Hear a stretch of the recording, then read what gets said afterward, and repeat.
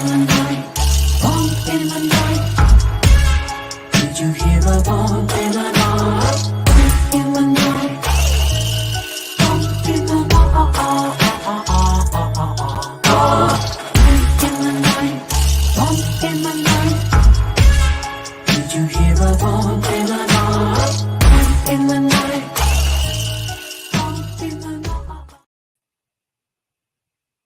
up? I'm your host, Sean Bowman. Mikey B. So you had to include the Hillview Spirit Box thing, huh? I actually had it in our last video too. I just don't think you noticed it, but the one with Ryan. Oh, did you? I did. Yeah, I didn't notice it. What can I say? I love getting that Philly cheese love, you know. So what we're gonna talk about right now, Mikey? I don't know. I mean, we didn't get to talk beforehand. I didn't have any, pressing questions like, does my cat want to seduce me or does she see me as a father figure? Like we did last time. I don't know. I guess what's going on in your life? Well, we were at Shepherdstown and Harper's Ferry and Gettysburg this weekend, me and Jen. Yeah. That was pretty cool. We got the film at the bakery, the Shepherdstown Sweet Shop, and the YouTube video is going to be out at 9 o'clock. So probably shortly after this podcast, you can go over to YouTube and check that out. Make sure you watch it. A couple interesting things happened. Everybody there was super cool. Nice. I see both of us have failed at shaving and keeping up with our hygiene, so that's good. I need to get a dye job. Freaking looking like Santa Claus over here. Nah, dude. Silver fox, baby. The funny thing is, at work the other day, some girl I work with was like, "Oh, I thought you were only in your 30s." And I was like, "Oh, I'll take it." Until she saw that beard, then she's like, "Woo." Well, no, I was talking about my kids, and I was like, this girl's probably like in her 20s or something, and she's like, "Oh, you have a kid that?" Because Cameron's like 22, and she's like, "You have a kid that old?" And I was like, "Yeah, I'm 43." So, I mean, I was kind of young, but. Yeah. Well, I don't know. Do you want to go ahead and bring on our guest? I'm pretty excited for this one. Tonight's guest is none other than Nathaniel Elwell. So what's up, Nate? What's going on, guys? How are you doing?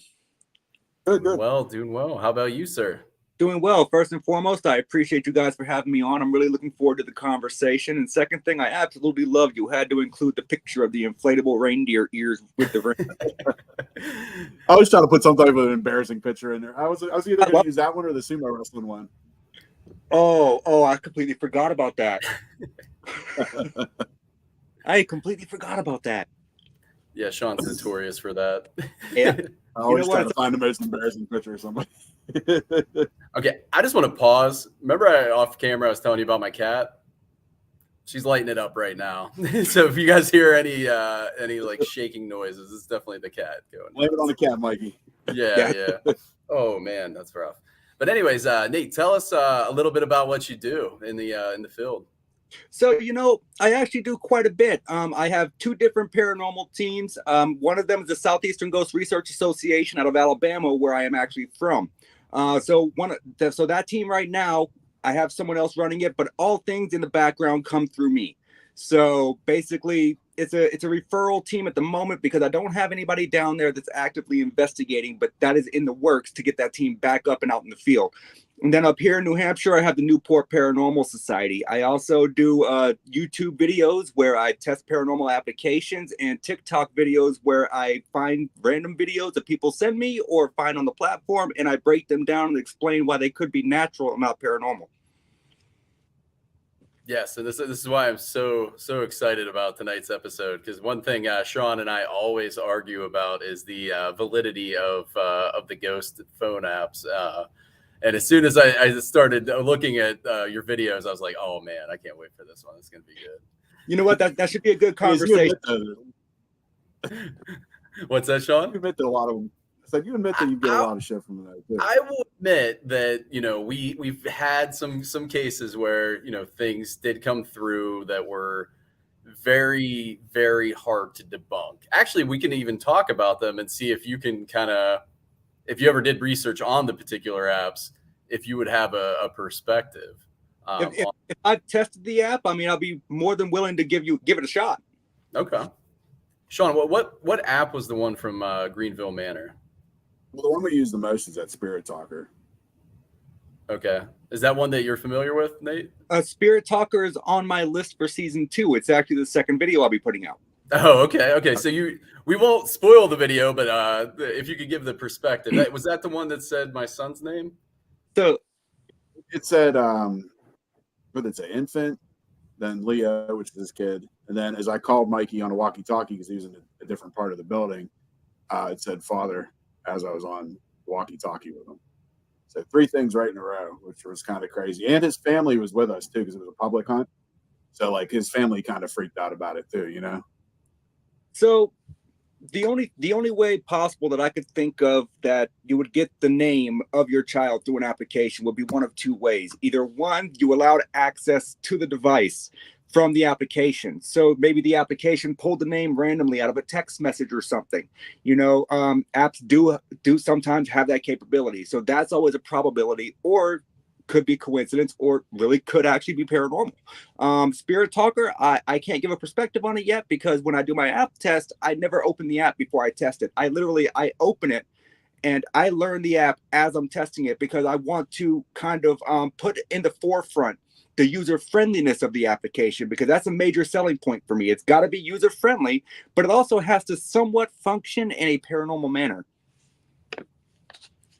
Yeah, that's what I kind of felt too. The only way would be going through text, or even they always say your phone's listening, having conversations. I don't know how high tech the apps are. So that is pretty unique. That was the one that was amazing. We also had an app. What was the one a couple of things. What was the one that Peggy used at the Bel Air house when the cat came through? It was the one on her computer. Phasma Box, I think, is what it was. That one I've not heard of. Oh, okay. Yeah, it was weird because we were at the Bel Air house and there was a cat that showed up on my camera, like a meowing, constant meowing, and no one heard it live. And I listened to it during the review and I was like, oh my God, that's clear as day. And then one of the apps said cat. Actually, no, I think it was one that Tom was running. So it may have been Spirit Talker as well. Yeah, it was like he never really used a cell phone. He might have had Ovilus running, maybe. No, it was definitely a phone app. So I guess we can't really get your perspective on that one. But it was disembodied cat meows, and then coincidentally, whatever phone app he was running, it said cat. So it was kind of weird. I've not heard of that one, but I can tell you this: if it is available on iOS, I will definitely download it, add it to my list, and I'll give you guys a shout out for the recommendation in the video. Awesome. So, how do you go about picking out which apps you're going to review? So I kind of go off of a few different factors. Number one is the actual icon for the app in the App Store eye-catching, because that's kind of what gets my attention at first. I look up paranormal apps and I just kind of scroll through. No, I don't want this one. No, I don't want that one. Okay, well, that looks interesting from the icon. So I click on it. I read over it, read the reviews. And if it's got a decent review, like say over 3.5 stars, that's typically what I go with, because you got that nice median of people aren't sure, but it's possible. Yeah. So I kind of try to stick around that system. Okay. It works for me. Yeah. And I know you've had several reviews on the Spirit Board ones. So do you feel that you kind of like to have a familiarity with the app that you choose and the functionality? Or do you feel like sometimes it's better to review something that's kind of completely different from what you've already reviewed? So I can tell you, especially when it comes to Spirit Board apps, none of them have even remotely acted close to being the same. There was one of them that was completely non-functional. It was absolutely horrid. And if I'm not mistaken, that was actually named Ouija. And I hated it because I was excited because I finally found an app named after the actual board. Yeah. And it was But no, so I like the difference in functionalities. I like to try and find different things. And I've actually found a few of them, where they throw in new tech. I like the new tech things. Like there's one of them, and I believe it's the Ghost Hunter M3 that has a luminosity tester in it. It actually takes in the light from your camera and tells you the lumens coming in through the actual camera lens. So I think that's a really cool addition, because if you're in a dark room and that thing's reading 0 lumens, and the theory that spirits can emit their own light, if something passes in front of that camera, the luminosity should change. Yeah. So it's an interesting device. I know that some of them include barometers. Some of them include all different kinds of things to test barometric pressure and all this. I'm not completely sold on any of them with the EMF detectors, though, and that's mainly what you see people using is the EMF detector apps or Ghost Tube. And EMF detectors are EMF detectors, that they are designed to work in the manner that they work. A phone application might be able to test more, for the magnetic spectrum, because you have magnets in your phone for the speakers and such. As far as the electromagnetic spectrum, I'm not exactly positive they can do that. Yeah, I remember. I don't remember the app you were reviewing. I was watching one earlier where you had put the phone up to your microwave, and then up to a light, and then you turned the microwave on for a second, and it did do a reading, but you did indicate that you felt that it was probably, like you said, more of the magnetic and not the electromagnetic. Yeah, and that would just make sense to me, because I don't have my K2 on me. I got a bunch of equipment right beside me. I don't have the K2 over here anywhere. But so those are designed. But I do. It's not turned on because I don't have batteries in it, because always take your batteries out of your equipment or else it rusts. But yeah. So I got a Dr. Gauss meter. This is kind of old school, but I like it because it's a good stationary device. It actually emits a very loud noise if it has a fluctuation. So I can set it up, leave it in a room, and if I hear it go off, I can go and check. But these are designed to detect electromagnetic fields. A phone application, it's not going to have the same internal sensories that this does. So the accuracy of it at best might be, I would say, within 30 to 40% of the spectrum that this would actually be able to detect. That would be my approximation. Okay. Now there's a unique app a couple people have recently used. Sean will know the name of it, but it's the one that uses AI to show images. Seer. It's Ghost Tube Seer. So I've seen the app. I have not tested it yet. Ghost Tube and me kind of have a colored history. Their creators were not a fan of my video review, which I don't give I just told it as it was. And, one of their main complaints was they hated how I dogged their SLS application. I've used that before. You know what? I'm not saying...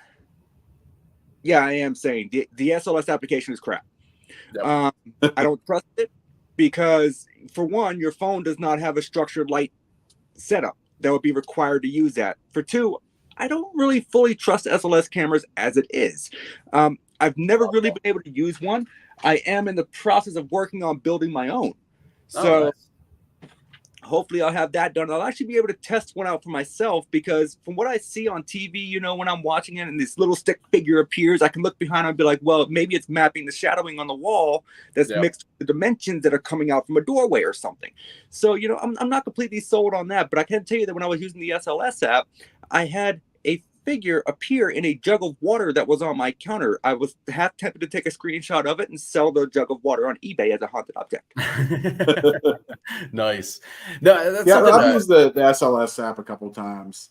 The only time that I thought we got something that was kind of interesting is we were at Old College Hill, and we were on a live, and Jen was dancing, and it looked like somebody was dancing next to her. It didn't matter where we went either. Like, the doorway was here. We'd have the camera this way, and the doorway looked like something was dancing. I went on the other side of the hallway, faced that way. It still looked like something was dancing in the doorway. Other than that, I haven't really got a lot on it.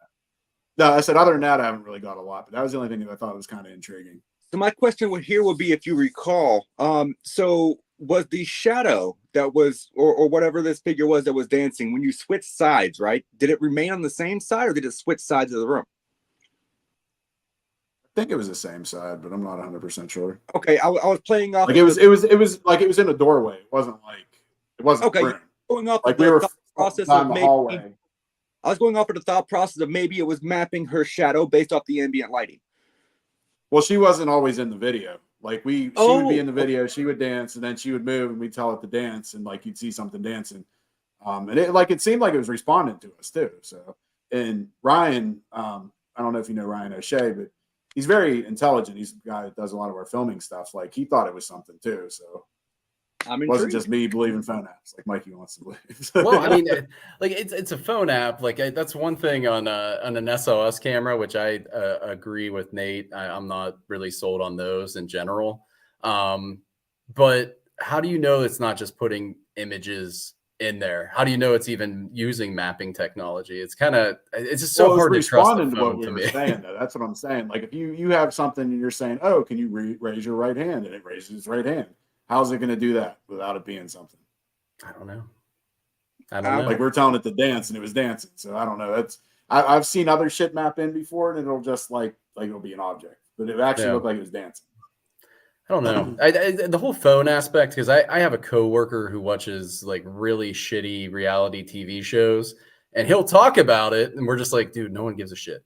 And he'll talk about it, and then I'll start getting advertisements, for that show, and it's just like it's so hard with that concept of how phones work to legitimately trust apps in general. I feel, but I feel, and this is something we've said several times on our show, is like, there's faults in all the equipment, like no matter what, whether it's on a phone, whether it's like my favorite device is probably the Spirit Box, but obviously you're going to get radio bleed. Okay, it is the Spirit Box.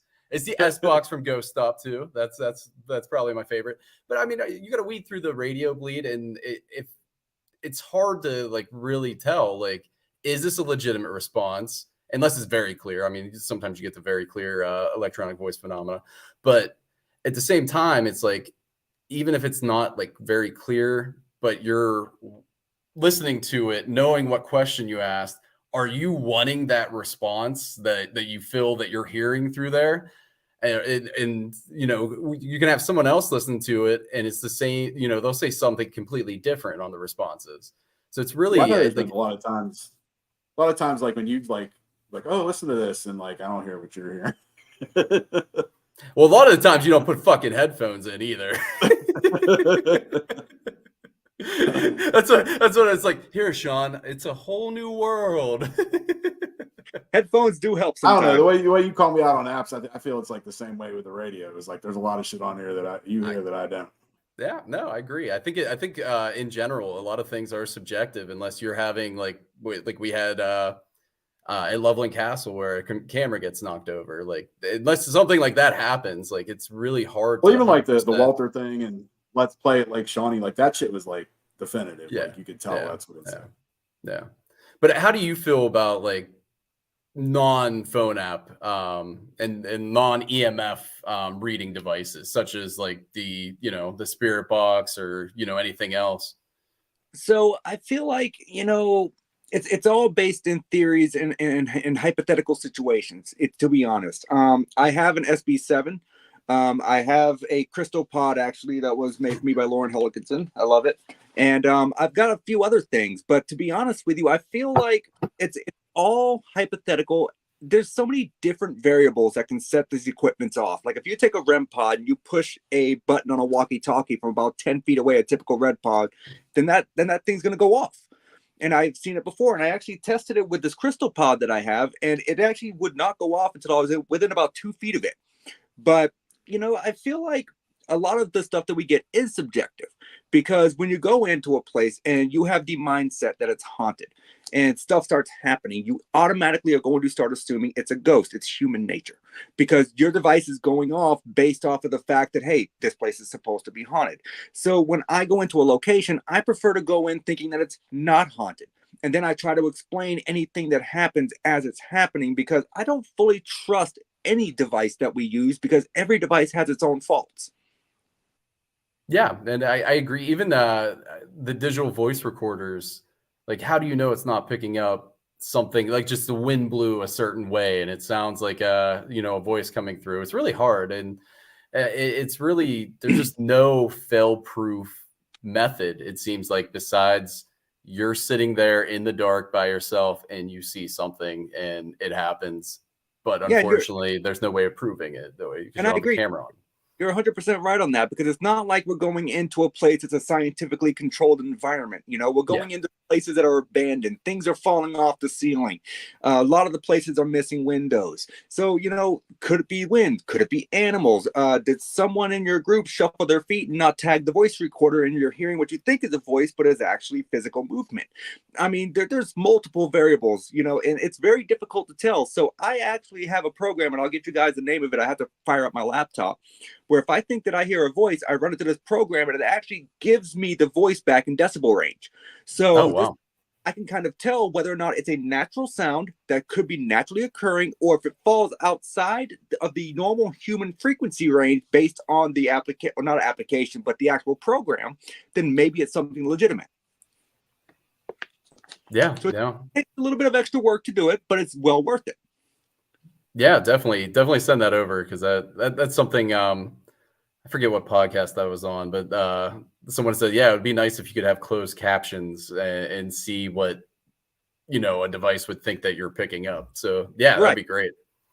It's a very interesting program, and I came across this probably 4 or 5 years ago, and I wasn't too sold on it. And then I started running things, so I was like, well, this is really interesting, because I'm getting things that are running way above what should be the normal human vocal range.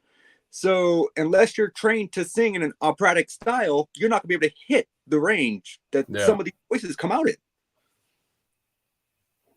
No, I agree. Yeah, that's an excellent tool. Now, what places are your favorite to investigate? Do you like doing like residentials? Because I know one thing you had mentioned in your bio is you know, trying to actually help people you know, with paranormal, you know, issues or phenomena happening. Or do you like going to like a prison, or, you know, what's your ideal scenario, I guess? So I like a good mixture of both. But me personally, I do mainly residential. I don't like the credit for what I do, I guess you could say, in a way, because I prefer to go in and help somebody. And you know, you got people out there that charge people for it, and I can't stand that. I'm not saying I have anything against it. It's just not my preference, because I feel like if I charge a client to come in and look for paranormal activity, they're paying me to do a job. My job is to find what they want me to find. And if there's nothing for me to show, then did I actually do my job? So I do it 100%, you know, free. I don't charge anything, but I prefer residential. However, you know, I've been to some amazing places. When I was down in Florida, I went to St. Augustine for a week, and I investigated the Ponce de Leon Fountain of Youth Park for spirits of Native Americans. I investigated the Castillo de San Marcos. I investigated the old jail that's there, which is, from my understanding, the oldest jail in the United States. I've been to the Sloss Furnaces in Birmingham, Alabama. I mean, I've been to some amazing places. Now with the residentials, like I ran into scenarios where, you know, it's you know, more mental health scenario than an actual paranormal situation. And the hard part is not necessarily telling them. Like I would try to be supportive and help them out, but it seems like you can kind of tell them that, you know, I don't know for a fact, but it seems like this might be the scenario. Like, I think you should go other avenues of getting help. Right. But then like weeks later, they'll text me, no, it's definitely ghosts. It's definitely spirits. It's definitely this. And it's like, I think you need to pursue this help more than, you know, I don't think I can help you 100%. Like, how do you approach those situations, I guess? You know, and that's what makes doing residential cases so difficult, is because you don't know what you're getting into. Like, I do a very lengthy interview process. It's not like you send me a message and I'm there the next day. I mean, I will interview you over the phone. Then we go out to lunch. I'll interview you at lunch, and I will interview you again at your house. And what I do is I go through and I look for the story. I look for changes. So I record all these conversations and I transcribe them. And as I go through and I compare notes as to what they're saying, you know, if there's variances in their story, then there is a plausibility there may not be as much truth to the story as what they're telling me. And that would make me lean more toward either A, they're blatantly lying about it and want the attention, or B, there might be something more mental going on there. And it's you know, it's a very, very delicate process, especially when you have to tell someone, hey, I don't think you have a ghost. I think there's something going on that you might need to seek a different avenue for. And, you know, some people, they don't want to hear it. They don't want to accept it. And that's the hard part, is realistically, you can only do what you can do. So you can recommend all day long to a client that, hey, I don't think you have anything paranormal going on here. I think that you might want to go and talk to somebody. Maybe there's something going on up here. And you can't say it like that, Yeah, but yeah, it's what they're delicate for sure. thinking. It's very difficult, but it's rewarding at the same time, because when you go into a place that actually does have a paranormal problem, you can kind of help them understand what's going on. You can walk them through different avenues of what they can do to kind of calm the situation down, or even in some cases remove it if that's what they prefer. But I mean, residential stuff is very tricky. It's very delicate, but that's kind of why I like it, because I get to help people. It's not about making money for me. Like, I don't get paid for doing my TikTok, YouTube, none of that. I'm not monetizing any of them. I just enjoy helping people and doing what I do. No, I agree. Have you ever had any negative reactions with any of the people with these residentials? Do what? I said, have you ever had any negative reactions with any of the people at the residentials? So, negative reactions, yes. I have had people get blatantly straight pissed at me before when I've told them, look, I came in, I was here for 6 hours. I've got nothing. Well, how did you not find anything? You know what? I don't know. Ask your ghost. Okay, I'm just telling you that I was here 6 hours. I got no audio. I had no experiences. So people don't like to hear that either, because then they feel like you're calling them crazy. So what I typically do in that situation is, if I have that kind of an attitude coming towards me, I'll say, look, I'll tell you what, I'll come back and I'll do a follow-up. And normally that calms the situation down, and I'll go back, I'll do a follow-up. And if I have the same result, I mean, I don't know what else to tell them. Yeah. There has been one time that I got called by someone that I'm pretty sure just wanted to rob me. That was a very, very sketchy person in a very sketchy house. And not sketchy as in I thought it was haunted, sketchy as in windows were kind of boarded up, but people were living there. And yeah. So yeah, I've been in those types of houses too on residential, so I get that. Investigate the crack house over there. Yeah. This is a trap house, as in not. There's no spirits trapped here, but nope. But some shit's going on. So yeah, so you got to watch out for that too, because realistically, when these people call you to go out and help them, you don't know who's calling you. You don't know this person. And so that's why I do my interview process the way I do it, where I do one over the phone, then I do one in person at a neutral site. So I can actually meet these people and kind of get an insight to what they're saying, because when they're talking, body language means a lot too. If they're constantly looking away from you, they're either A, thinking, or B, lying, because they don't want to keep the constant eye contact. And, once again, variances in the story. So there's a lot that goes into it, and it's not for everyone. Yeah. And I think the hardest part for me was just kind of the letting go process, because I felt very invested in some of the cases. And even if it wasn't paranormal, it was like, I still want to help this person, but I can't, but I can encourage them to, hey, I think you just need to get out of the house. Like, I think you need to go to a park. I know you don't have a lot of money. Just go to a park with your family. Do something to escape from this prison that you've essentially built for yourself. And that's pretty much what it is. Yeah. And I think it's just some isolation, and I think not cleaning your house, not doing stuff like that. I think eventually it'll lead to some form of psychosis. And now, do you think, I forget what they're called, egregores, I think it's called, where if someone believes, or enough people believe in something, it'll manifest?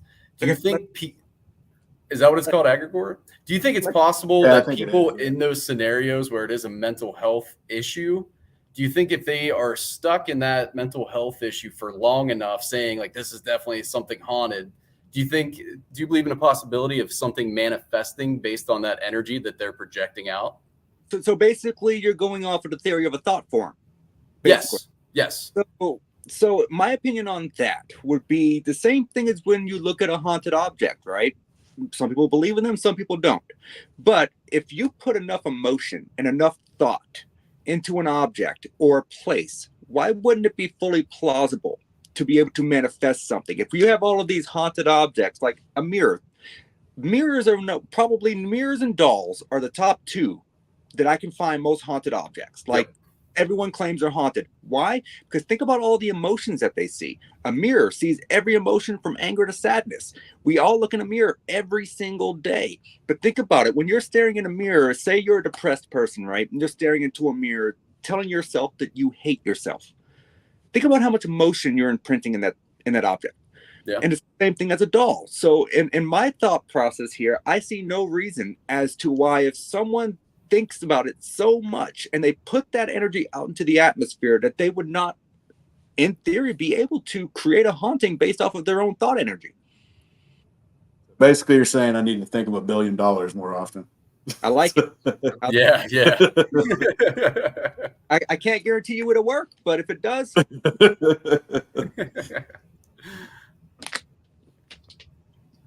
I actually wanted to go back to about when you were talking about the Ouija board stuff. Do you actually believe in regular Ouija boards? So I had an experience with one in Las Vegas. Like I said, I've been all over. We had an experience with one when I was younger, and we lived in Las Vegas. And my father didn't want the thing in the house. My father was raised as a Pentecostal, so he doesn't like that kind of stuff. Jen's family's Pentecostal too.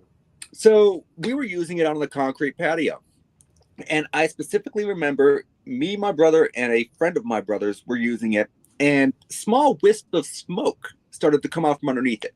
So when we moved the board, there was a face actually burnt into the concrete.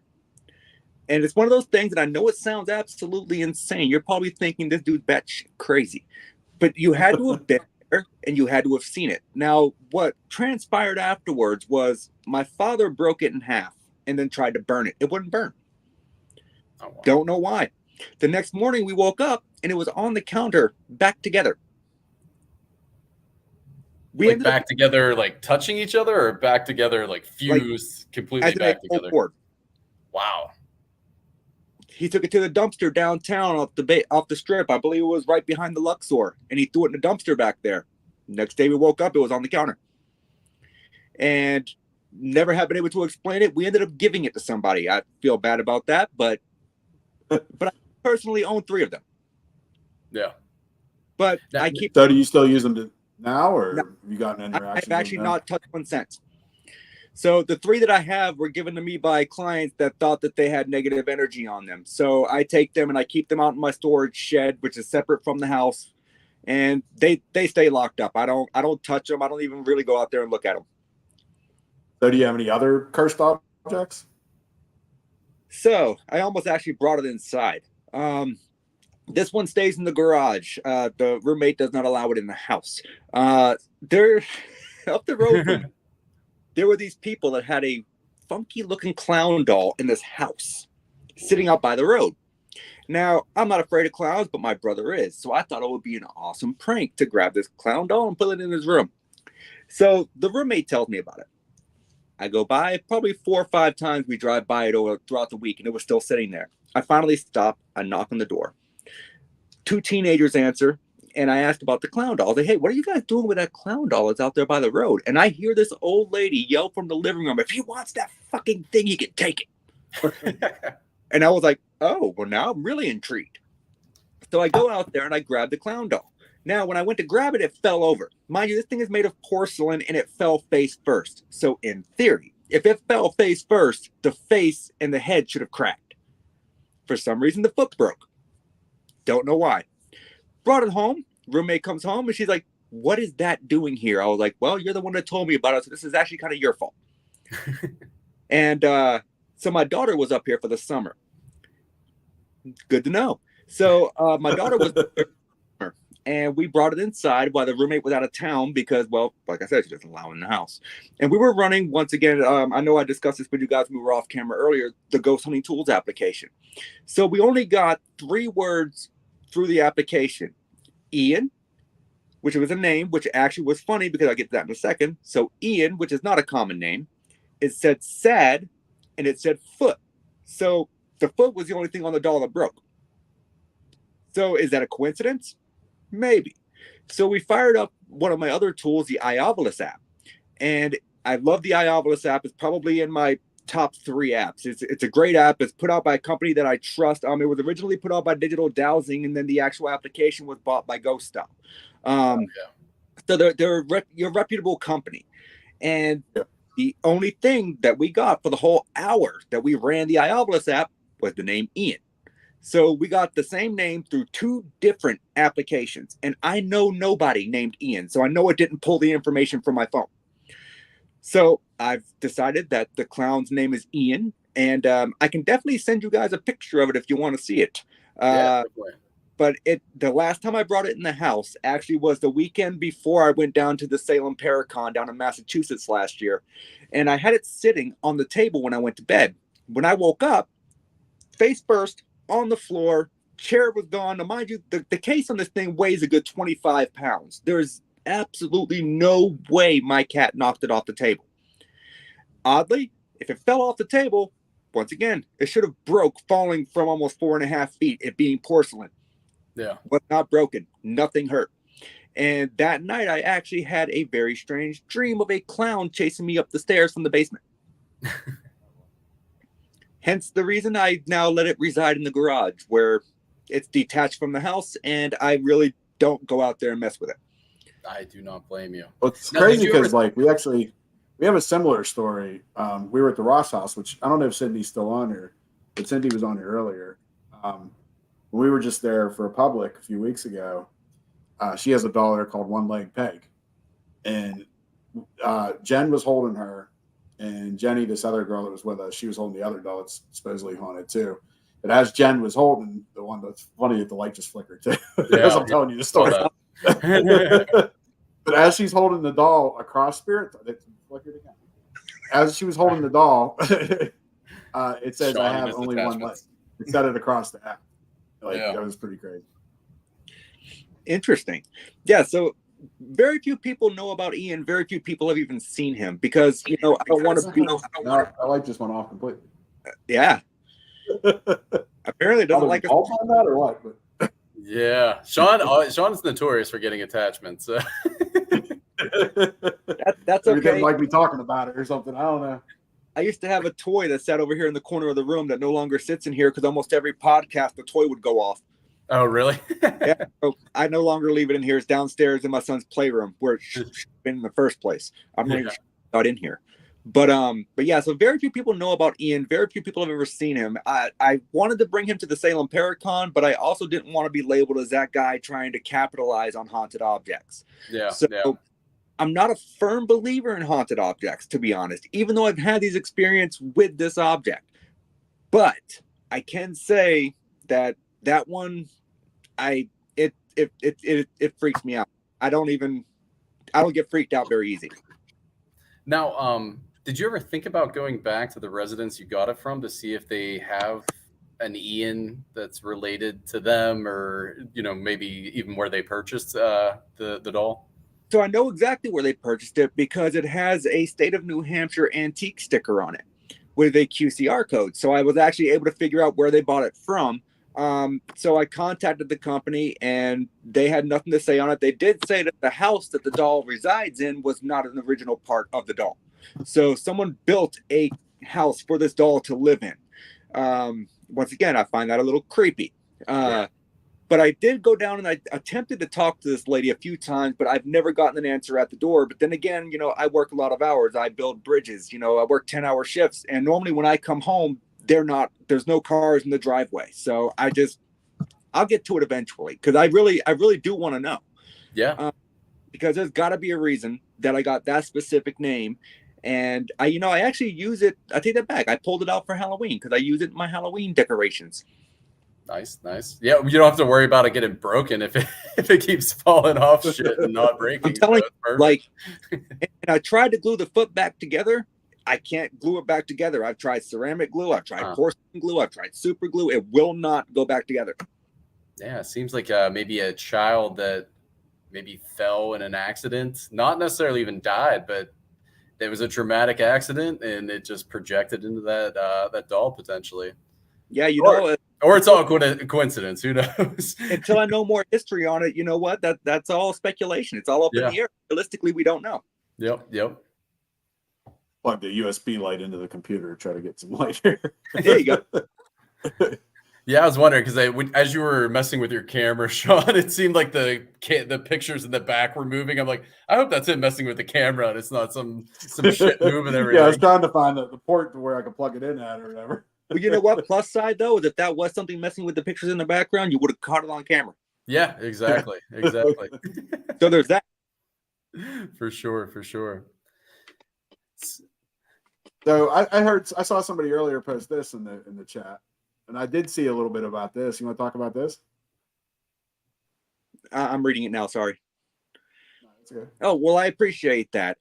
So the Miami Mall situation. Do I think it was aliens? No, I don't. So you have all of these different people coming out and they're saying, oh, we saw these 10-foot tall beings in the mall. If you saw these 10-foot tall beings in the mall, why am I only seeing like 3 different videos floating around social media? Everyone carries a phone on them at any given point in time now. So here's the other thing. The videos that I am seeing, they're all completely blurry. How difficult is it with the technology that we have in a smartphone, unless said aliens are affecting the frequency of your camera in your phone, to get a clear video of these things? And the large police presence. So according to the police report, there was teenagers shooting off fireworks at the mall, and it incited a small brawl, what they called a small riot. And the fireworks made people call it in as a possible active shooter at the mall. So that could honestly explain the police presence that showed up, although I'm not going to lie, the presence was quite excessive. But no, aliens at the mall, there were no aliens at the mall. It was just teenagers. And any video that I've seen so far. So the main video that people talk about, though, is the one that was taken from the balcony, right? The balcony above the mall. Here's the thing. When you got a camera and you zoom in, right, you're going to affect the pixels in the video. So that blurriness made the figure that was walking by the steps look like one cohesive figure. But actually, if you watch to the end of the video, you will see them start to separate. You have 3 different people that were walking side by side that look like one cohesive figure. And if you compare the size of that figure to the size of the figures on the other side of the screen standing next to the police car, you can see that they are normal sized humans. They are not aliens. Definitely not 10 feet tall. So what's your opinion? Because I mean that's the same with most like Bigfoot videos or other cryptid videos. But what's your opinion in general on cryptids and the possibility of their existence, and aliens as well? Aliens. I have seen what I believe to be a UFO once, but I was very young. So I don't remember much other than seeing a light in the sky that moved in a way that an airplane physically cannot. As far as aliens existing, I believe it's very probable. I don't see the universe being, this big, this expansive, without the plausibility of there being some other form of intelligent life. As far as cryptids go, I do believe, and I've told this is actually one of my son's favorite bedtime stories. I believe that I saw a Bigfoot when I lived in Alabama. So the funny thing about this is 2 different occasions I saw what I thought was a Bigfoot, and one of them I had a witness. So that was pretty cool. So my son loves it when I tell this story. I used to live about a quarter of a mile from my aunt's house, and I would walk up there and spend the night quite a bit. One night I was walking home. It was probably about 9:45-ish. I was carrying a duffel bag, and I'm walking by this cornfield. So the corn, that point in time, was not in season. So what you had was like these hay-like things sticking up, right? Yeah. I saw something crouching in the center of the field. And I was like, well, that's really odd.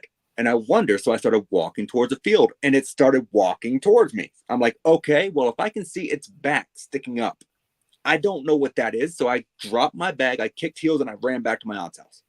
I go inside, like, look, there's a big creature out there in the field.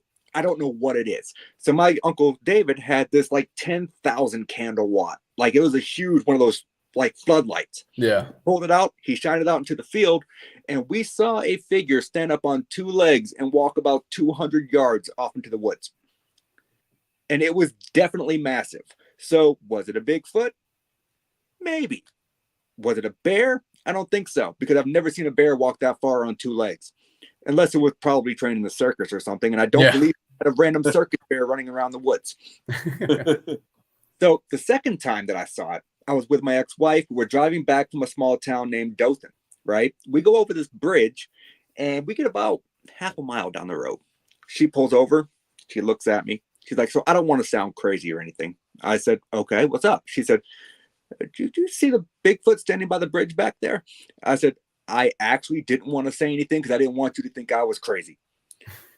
So we turned around and went back, and of course it wasn't there. As far as Bigfoot and other cryptids, you know what? People out there are seeing something. Whether or not it's misidentification or whatever the case may be, because a lot of these sightings of, say, sea creatures could probably be attested to sturgeons. Sturgeons get huge and they live in a lot of different areas. So it's always possible that it's just misidentification, but people are definitely seeing something that at this current moment cannot be explained. So you have to take it for what it is. You have to take it at the report's face value, basically, because without them getting some kind of clear documentation, then realistically, you don't know what you're looking at. But here's the issue, especially when it comes to Bigfoot videos, right? If you get one that's too blurry, it's not a Bigfoot, according to people. You get one that's too clear, it's not a Bigfoot, according to people. So realistically, it's a lose-lose situation. No, it's 100% true. How do you think it's like? It could be extraterrestrial or just another primate, or? So there is theories out there of big feet, whatever you would call the plural. Yeah, makes sense. Being interdimensional beings. I have heard this theory to where that's why we don't find bodies of said creatures, because they die in this other dimension that they supposedly come from. But is it possible that we don't find corpses of these creatures? Because if they are human-like, what's to say they don't bury their dead? So it's, I don't think they're extraterrestrial. I don't think they're interdimensional. I just think there's some kind of creature that modern science hasn't uncovered yet. And a lot of people out there will say there's no way possible modern science hasn't found it. Well, why not? We discover new creatures every day. Yeah, exactly. And some of them are big. Look at what was it? The Greenland shark they thought was extinct for how long? And then someone caught footage of one. So it doesn't necessarily mean that there's not some kind of massive creature walking through the woods that we just haven't found and documented yet. Yeah, and just like you had mentioned, the vastness of space. I mean, the vastness of just our world in general. Like, we can't even deep dive. What I don't even know what 3 miles I think is the furthest down the ocean that we can get. I'm just throwing that out there. I'm not 100% sure, but I think that's what I heard. But actually, there have been submarines that have been built that could go to the bottom of the Mariana Trench. Okay. So that is pretty deep. As a matter of fact, the first person to voyage to the bottom of the Mariana Trench was also one of the first people to ever summit Mount Everest. So he has been to the highest point and the lowest point, which is actually really cool. And I learned that fact from watching Josh Gates, actually. And so that was pretty cool to know. But yeah, so realistically, will we go down there? Yes, we cannot stay down there for so long because the pressure is so massive. Yeah. No, I agree. I'm sorry, Sean. I cut you off too. You were going to say something there. No, that's okay. Talking about like the alien things and that, when the government, said that there's aliens and that, do you think it means like they have an actual like alien, or is it just like bacteria or something that they found? Or distraction? So distraction, you know what? I'm not going to say it's not, but I don't buy into that whole theory. However, I do find it kind of coincidental that whenever something major happens in the world, there's either aliens or some kind of sickness going around. Yeah. So I do find that a little bit odd. However, when you think about the way that the guy worded it during the proceedings, and he said that they had a non-biological being, right? Think about it. Everything in the world, right, is some kind of microbe. It is some kind. So what's to say that they don't have a full alien corpse, but they have something that may have come in on a moon rock that they brought back from the moon, if they went to the moon, if you believe those conspiracy theories that say that they faked the moon landing. So what's to say that they didn't find some kind of small germ on an asteroid? That would be a non-human biological entity by definition. So it might not even be a full alien. They may have just worded it that way because they wanted the media attention. I think most likely what you're looking at here is not an alien body. I don't think they discovered a body in Roswell. I'm not saying that something didn't crash in Roswell. And I'm not saying that they did not do a great job of covering that up with said weather balloon, which we all damn well know it wasn't. But I don't believe that they have an actual alien body. I think what they have is some kind of microorganism that is a non-human biological entity. Yeah, I agree with that. That's probably the most plausible thing. It's just maybe a meteor had struck down on Earth and there was some kind of bacteria or something to that extent just on there. And yeah, and you never know how that's going to affect things too. If it were to get out and not be contained, then who knows? Maybe that's how. Well, I won't say it on the podcast, but we know what happened. How maybe that's how it started. I mean, I have another one too. Not about aliens as much, but I watch a lot of these, type of videos and stuff, and I was watching stuff about giants and how they were saying that like the Smithsonian actually has skeletons of the giants, and I guess some of these tribes could actually claim like usually you can claim a skeleton if somebody has your skeleton, but supposedly in the wording of the contract it actually has the Smithsonian on there saying it except for the Smithsonian. I was watching some video about that earlier. Like what's the thing that Garrett? What's it called? The Knights of Knights of the Mikey. Nephilim. Yeah, about the Nephilim and all that type of stuff. Yeah. Interesting. I don't know too much about giants. I'm not gonna lie to you. I have reviewed one TikTok video that had to do with giants, but it was just a play on optics and a normal sized person standing in a cave that was extremely zoomed in. I don't know too much about that subject, so I feel like that me talking on it would only make myself look ridiculous, to be honest. Yeah, no, makes sense. But yeah, I know that there was always theories about Native American tribes interacting with giants at some point. They said they had like over 1,000 documented cases and all. Like the video is really interesting. I mean, you've got me hooked now, though. I'm definitely gonna go look it up. Yeah, for sure. Actually, it says Garrett's watching right now. It says no. So going back to equipment, you had mentioned that your son had dowsing rods. What is your perspective on dowsing rods? Because that's one thing that same with like we did table tipping at one point. Okay, I guess I butchered it. That's awesome. But what's your perspective on dowsing rods in my light came paranormal back on. applications? So when it comes to dowsing rods, you know what? I'm not exactly sure yet. This is the first set that I've ever owned. So I'm going to experiment with them. My question here is like, do they work off of magnetic pull? Do they work? How exactly do they work?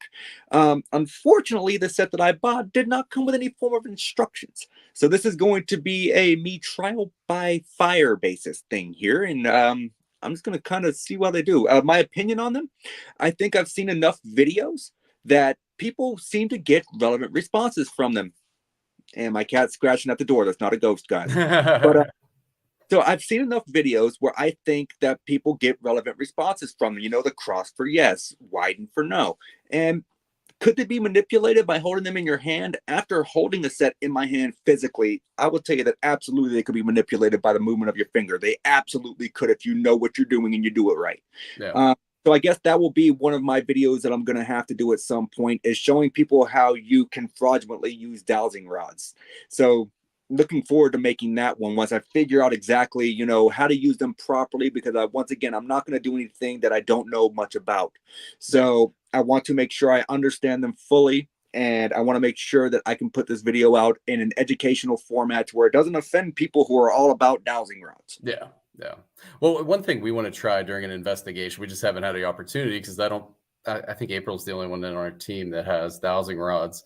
But we were planning on doing you have a set? We'll have to try it next investigation then.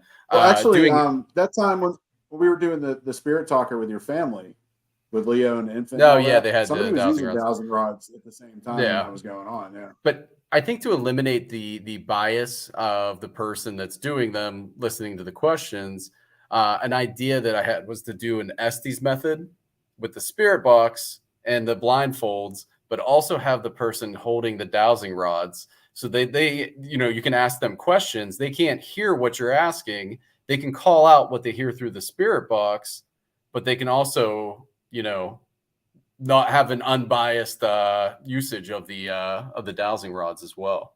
That's an interesting concept. I mean, I would be interested to see the results of that, to be honest. Yeah, we might try that. But I mean, that could be something that maybe even you try in your video. Not even if you do the Estes, just have them just with noise, like some kind of noise canceling headphones, and see if you get the same or similar results. That's a great idea, because my brother just got me a set of noise canceling headphones for Christmas. Perfect. So, like this, but yeah, no, that's a great idea. I'm more than intrigued to see what the results would be. Yeah, because I just feel like a lot of that, like the same with that. Have you ever heard of table tipping? Yep. Same with that. We tried that at an investigation, and it seemed like we were getting relevant responses, and it seemed like you could actually feel like the weight, like changing the weight distribution of the table. But then again, it also seems like it's like a stamina test, because you have, 4 people with 2 fingers on sides of a table. Right. So after, if you do it long enough, you're gonna get kind of tired. So right. So is the kind of like the finger getting tired? You realistically don't know. Yeah. Like the light as a feather, stiff as a board thing too, when you do the 2 fingers and lift the person up, and that actually works, because I've seen it actually done before. I have seen it done. It's kind of weird how it works, but it does indeed work. Yeah. We keep forgetting to do that too, Sean, because we're gonna have everybody do lift up Sean at an investigation. So we'll definitely have to try that. I'm intrigued. Yeah, maybe we'll throw him in the Estes method and lift him up like that, just to throw in another variable. I'm holding dowsing rods too. just like You're just stacking up the variables on the poor guy. I feel bad. Yeah, exactly. So, outside of the reviews that you do, what are some of the things that you've done just during investigations that I guess would be kind of like almost like experimental in a way? So one of my favorite things to do, and it's something that I've been experimenting with for probably 4 or 5 years now, I try strobe light filming. So in theory, when a person moves through a strobe light, they look like they slow down, right? Yeah. So here's the issue with a strobe light. It's very difficult to keep the camera in focus. So if you take 3 different lights from 3 different directions at 3 different speeds, you can almost equalize it, and you won't lose focus as much. So I've experimented with that. I've never actually caught anything with it yet, but I'm hoping at some point that I will, because in theory, if a spirit has mass and it moves through those lights, it should slow down. Yeah. So in a way, it should be able to give me a perfectly clear picture of what's actually moving through. So that's something that I've been messing around with for several years. But like I said, it's not giving me any good results yet. So yeah. Now, when you do that, how long do you typically have that going before you're like, all right, I'm done. Now it's time to review? So normally I will let it go for about 1.5 hours, 2 hours. It depends on if I'm in the room or not. And the reason I say that is because if I'm in the room and they're going in different directions, you get a headache really quickly. Oh, yeah. You get really disorientated. So in a way, it just depends on whether or not I'm in the room. If I'm not in the room, then I don't care. I'll let it go all night, and I'll just go change out tapes and batteries. Yeah. Doesn't matter. Yes, I said tapes. Not everyone uses digital. I didn't even catch that either. Some people out there may hate on that because they're like, "Oh, tape can cause double exposure." They can if you decide to refilm over a previous tape, but if you're using a new tape every time, I'm a little old school about that kind of stuff. So yeah, no, it makes sense. I just bought an old-fashioned like Fisher Price recorder from the antique store the other day to try to use it. Hell yeah. I actually sometimes will bust out my 8mm camera. I have a 1974 Bell & Howell 8mm that I like to film with, and I have a projector for it too. So nice. It's just find film for it. Oh, I can only imagine. That's what I was gonna say. It seems like it'd be so hard. And then even converters too. When you try to convert it to digital, if one of those goes out, I mean, it's really hard to find those, I would imagine. Oh, it is. And another thing that I have that's kind of difficult to use is I actually have a Sony Movacchio, which actually takes floppy disks. Oh, jeez. So that floppy disk holds a whopping 7 pictures. And that took me a while to find a floppy to USB converter. But now that I have one, I do use the camera more often. Nice. Yeah, actually, just recently purchased one of those bells that they have at like hotels. Going to try to utilize that and see if we get any responses. You know what? That's a good idea. Yeah. I was trying to think because I was looking. I'm part of this, subscribe to this like bidding website, and they'll send emails when they have like different bids and everything. And I'm like always looking through, like, is there something weird I can get that we can try to utilize during an investigation? You never know what will work. That's the great thing about this field is, you know what, you can sit there and you can try different things. It's all based in theory. So you know what? Test out stuff. It might be ridiculous, or other people might think it's ridiculous, but realistically, if it gets results that seem to work, then why does it matter if anyone else thinks it's ridiculous? Yeah, yeah. I mean, that's why I was on our friend's podcast recently, and I was telling them about the experiment that I'm trying. So I'm in my basement now. I'm going into the corner every night that I can. And obviously, I'm not home every night, but at 10 p.m., and I'm saying the same word at the same time for a whole year. The next year, I'm going to keep a digital voice recorder in that corner and see if, that picks up. And then the following year, I'm going to use a spirit box to see if something does pick up in that second year, see if I can interact with it. Putting the thoughts out there, putting the thought form. Exactly. And it's kind of nice because every time I talk to somebody, they always give me a different expansion. So that on that podcast, they were kind of telling me, well, kind of visualize when you're doing this, visualize just a space in that corner that'll harbor the words that you're saying. And that might be able to manifest something because you'll have it concentrated more in that area because you're visualizing that. I mean, it's not. So it always seems like when you talk about these things with people, it's always like there's another extra step that you can kind of try in the experiment. That's why I always love conversing about those things. Yeah, I like that. I think it's a great idea. It's absolutely a good suggestion because now you're not just imprinting that energy into a specific room or in a specific area. You're pinpointing an area specifically. So in theory, I mean, sounds good in theory. Yeah. But again, that's in theory. Yeah. I would. That's Garrett.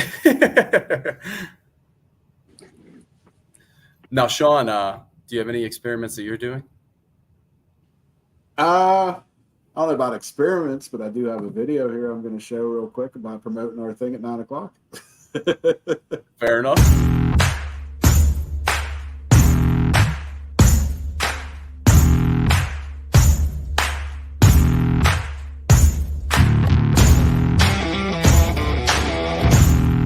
Hey guys, today we're in Shepherdstown, West Virginia, which is known to be one of the most haunted, or if not the most haunted town in West Virginia. And our friends over at the Sweet Shop Bakery are gonna let us come in and check things out.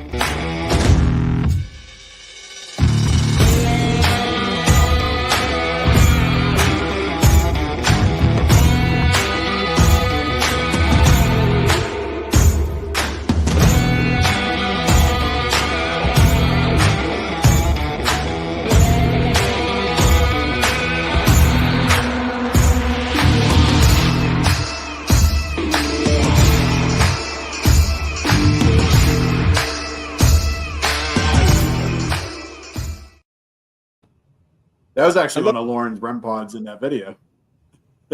Yeah, she did. She had the one that looked like I think it's black tourmaline. And I love the music you chose for that, by the way. Yeah. Or whoever chose it. Yeah, it was me. Sean, you just kind of glitched too. I don't know. I think something weird's happening over there. It was like a real quick glitch. I don't know. But yeah, as far as like what your team does, do you guys put a lot of videos out, or do you guys typically keep stuff personal, or is it like a mixture of both? So I will not typically put out anything from an investigation. I'm very big on confidentiality of the client. And so if I go into a place and I put out a video, say anyone from this town watches it and they happen to know that person. So I'm very, very strict on that. I don't post anything from my cases that involve a family to social media of any form. Yeah.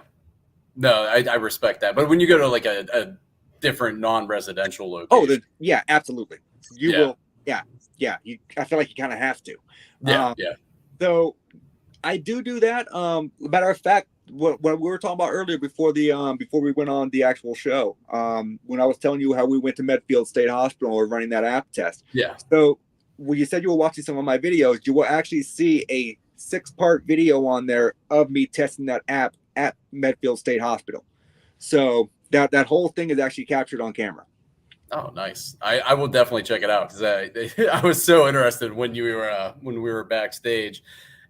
Go ahead and talk about what you did and what you found in that. So when my daughter came up here for the summer, we went out to one of my favorite places. I probably go 3 or 4 times a year just to walk the grounds, Medfield State Hospital. So Medfield State Hospital, I have done my research on this place. Like, this is a massive amount of research.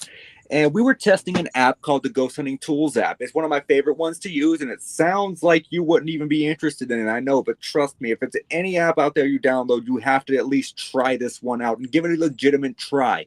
So when we were walking the grounds, we got 10 different names that I was able to take my paperwork on, my historical documentation, and trace these names back to people that either worked at the hospital or died at the facility. Now, when you run the apps like that, I'm assuming, do you put it in airplane mode and do all that?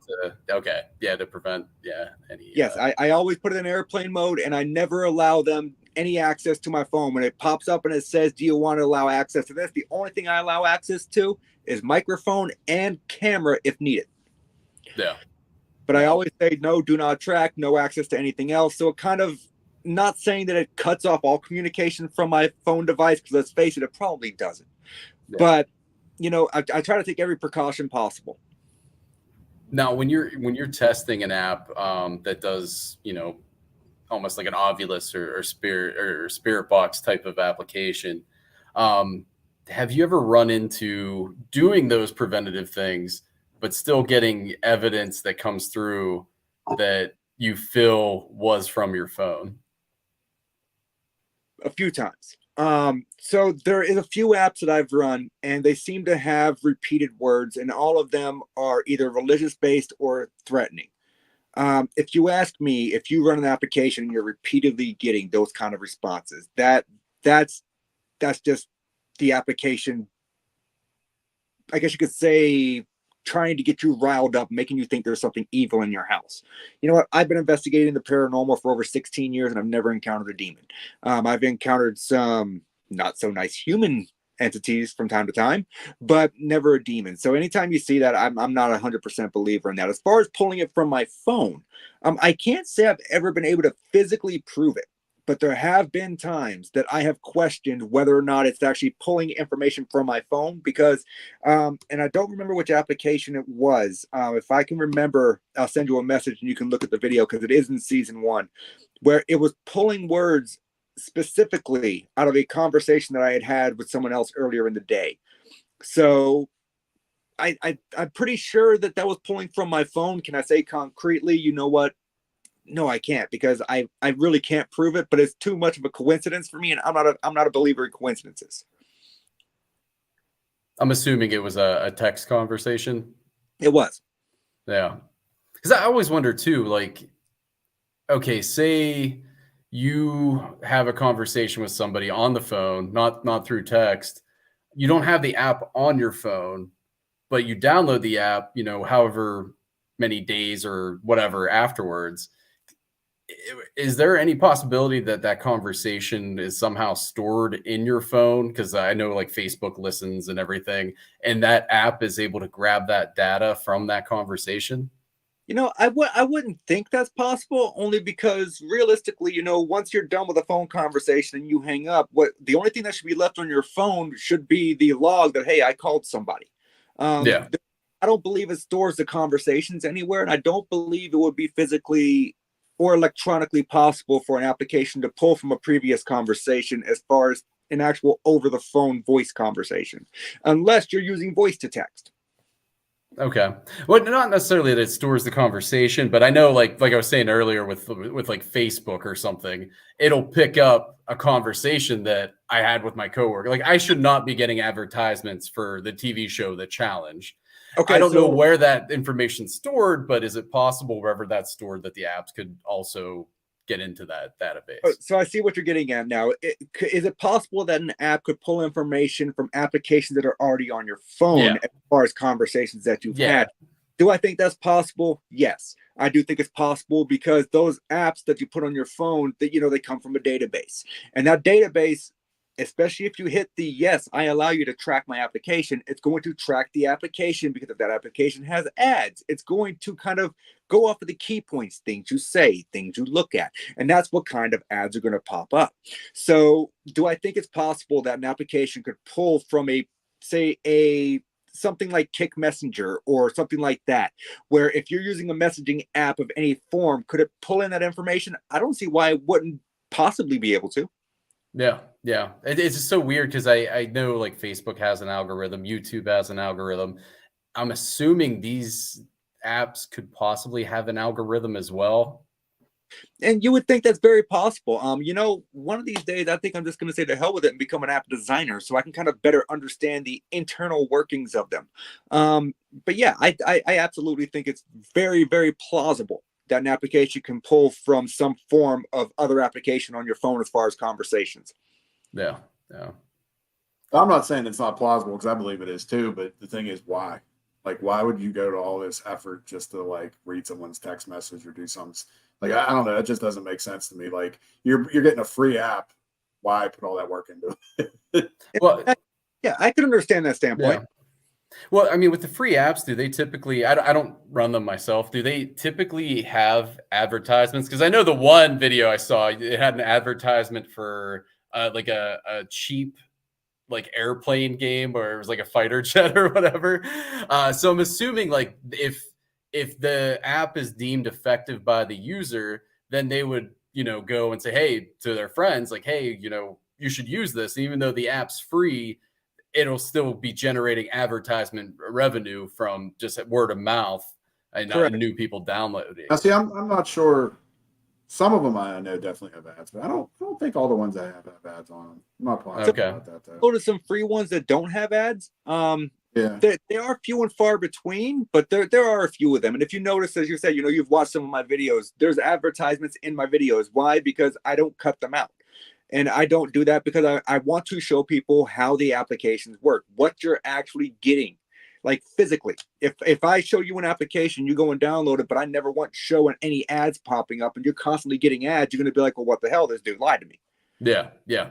So no, I leave them in specifically to show, hey, every 10, 15 minutes or whatever, you get an ad. And I actually had one app, and I think it was Charlie Challenge app.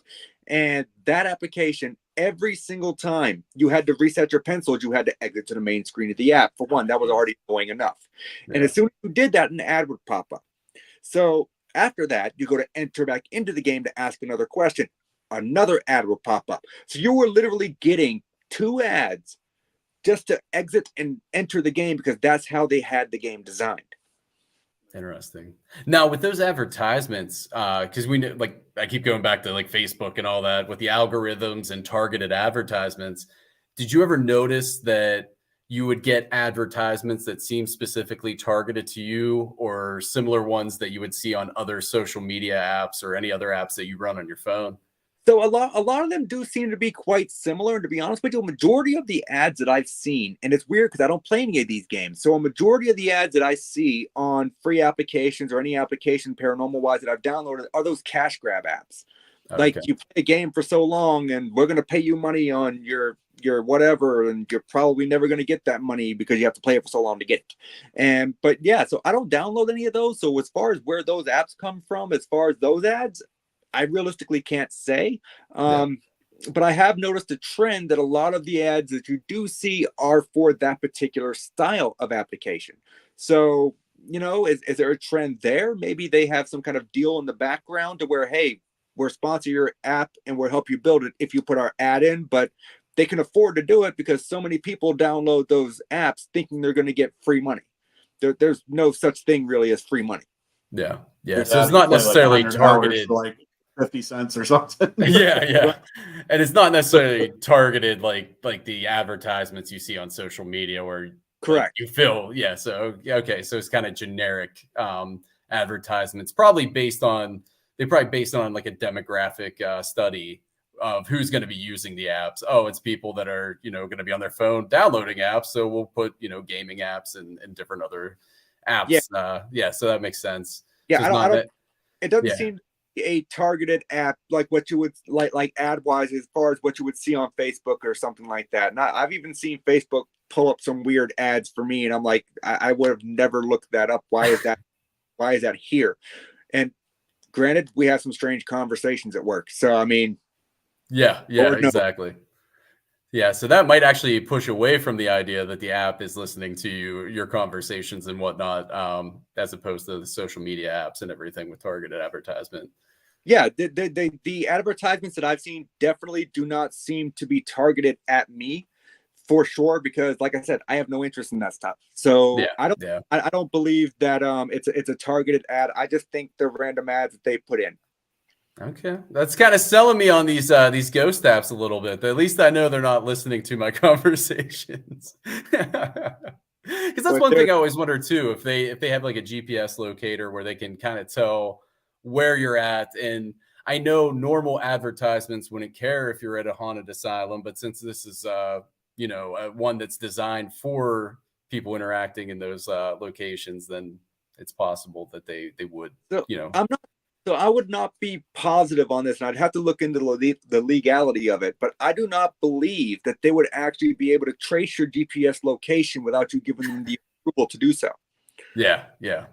So I think there would be a legal tie there as far as I don't believe they would be able to do it.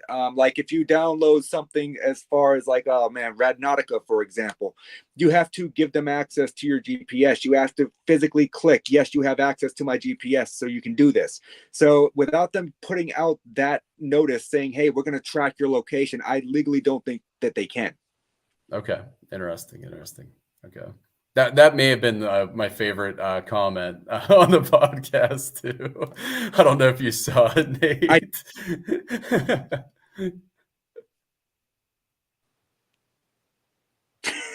If that's the case, then they're dicks. Yeah. There's some money hungry spirits then. Right? Sorry, I didn't even ask if I could say that or not. I just Maybe did. they have a TikTok Oh, or no, something. yeah. They're getting Yeah, you can swear. they're getting money We from always it. I I'm always so heard used on podcasts like I'm so used to not swearing because normally the little guy sits in here because he wants to hear what I'm saying, and he's the word police. If I say anything like that, language. Yeah. Buddy. No, going back to the algorithm though, that's one thing we heard on YouTube is if you swear within the first, I think it was 4 minutes, then you'll be negative on the algorithm. But after that 4 minutes, you can do whatever the hell you want. Interesting. Yeah. Fuck you want. Yeah, there you go. That's good to know because normally in my YouTube videos, I drop at least one F-bomb within the first freaking 3 or 4 minutes. Yeah. It's that's what I've heard. I don't know if it's true or not, but just like with the ghost apps, you don't know what's true with the algorithm. So You don't. So I'm gonna say that's why we're not getting millions of views, Mikey, because you swear too soon. Dude, you're the one. We go on a podcast and they're like, kids might listen to this, we got to be nice. And you're dropping shit left and right. I think you did it twice. It is defense. You only did it twice. And then I think I made an innuendo about a penis. But that's our PG, version of us, I guess. You know what? It happens. Yeah. It just comes out. It happens, especially, if you work in a steel shop like I do, innuendos are just a commonplace thing for me. So they come out at home and the roommate's like, really? I'm like, look, my defense, you've seen the people that I work with. Yeah. I've been programmed all day to say this. All day. Now, I know, I forget what app you had mentioned earlier. You said it was probably your number 3 app. Do you have a specific ranking, or are you even able to share a specific ranking of like maybe your top 5? These are the ones that I feel could possibly be legitimate. Yeah, I could do that for sure. So if I had to choose one that I think could possibly be legitimate, I would have to go number 1, Iobolus, mainly because of what happened in video part 3 of the Iobolus app test. That sold me on this app 100%. And if you want to know what happened for that, I'm gonna do a plug here, and you got to go watch the video. So that right there sold me on that application. It's probably my favorite one. The Ghost Hunting Tools app sounds cheesy, but trust me, it is actually a really decent app. I got great responses at Medfield State Hospital with it, and I think that legitimately it could work. Number 3, the Ghost Hunter M3 app. So here's the thing. The Ghost Hunter M3 app does cost a little bit of money. I think it's like $4.99. But for that $4.99, you're getting an application that is packed with tools. Not only is it packed with tools, they all do seem to function as advertised, besides the EMF device, which kind of a little iffy. but it's got a barometer, it's got a magnetometer, it's got like all these different things you can use it for. Some people who say, oh, well, your phone can't detect barometric pressure. Well, if you count your steps, how do you think your phone knows that you go up and down a flight of stairs? It's checking the density and the air pressure. So yes, your phones actually do have a small barometer built in. And this thing also texts for luminosity. So it's got a lot of tools that are very useful. It's got one thing in there called a spatial. I don't know what the hell it does. I still don't. Sounds fancy. I'm curious about it. I really don't know what it does. Even when Michael Weber, the application designer, talked to me about it, because he sent me a copy of his new app to test in season 2 that would be coming out. And I asked him about it. And even after he explained it, I'm like, okay, I still don't know what it does. Yeah. It's one of those conversations like, yeah. And you're like, I have no clue what it is. It was a lot of technical jargon that I don't get because I don't program applications. So if I had to go with 2 more that I think were decent, Sono X10 Spirit Box. It's free. It's not the best Spirit Box application, but I can tell you that I got some responses in my attic that were little weird for me. However, after watching some other videos, could it be pre-programmed responses? It's very possible. So I don't know if you ever watched the show Ghost Brothers.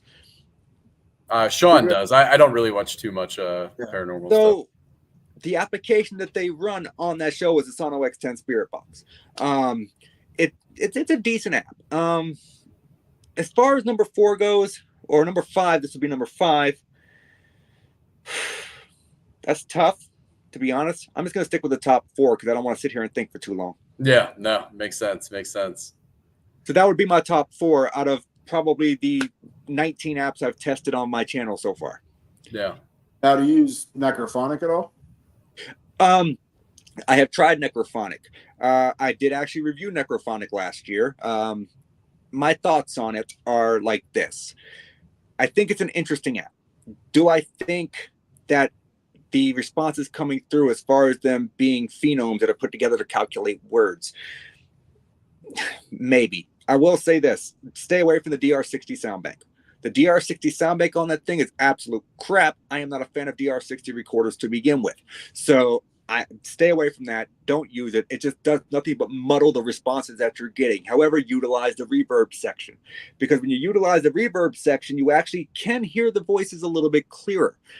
Do I think it works? I think it's decent. I think that it definitely merits further looking into by the paranormal community. I would like to see it used on a more widespread basis to kind of gather data. I think it's a decent app.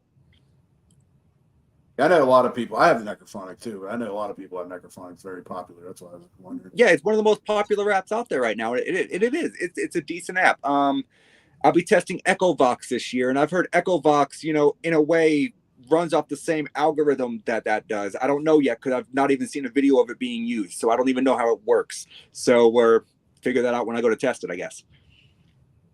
So definitely gotta check out Spirit Talker, because, like I said, that's one we always use, and I've always gotten a lot of shit from that. Yep, and that is the second video I plan on making this year, so that is already on my list. But you know what? Even though I already had it on my list, I'll still give Bump in the Night of Society for suggesting it.